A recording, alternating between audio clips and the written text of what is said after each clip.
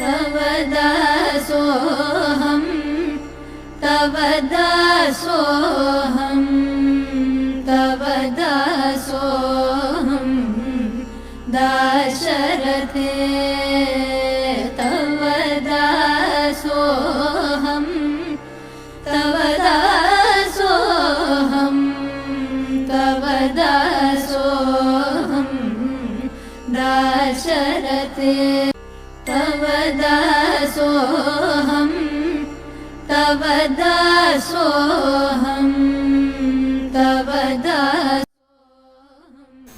మీకు మంచి మంచి ప్రేరణ కలిగించగలిగేటటువంటి వ్యక్తులు ఉన్నారు.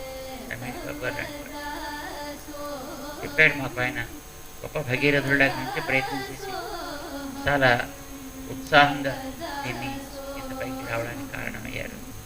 దాన్ని కార్యసాధనగా చేసేటటువంటి మీలాంటి వాళ్ళు, రమేష్ గారు లాంటి వాళ్ళు ఉండాలి. వాళ్ళందరినీ కోఆర్డినేట్ చేసుకోగలిగేటువంటి రాజుగారు లాంటి వాళ్ళు ఉండాలి. పెద్దలు, ఇంతమంది మహానుభావులు దానికి అన్ని రకాలుగాను తోడ్పాటు అందిస్తూ రిసోర్సెస్ని పూలప్ చేస్తూ దాన్ని నడిపించేటటువంటి వ్యక్తులు కావాలి. So it's a collective affair.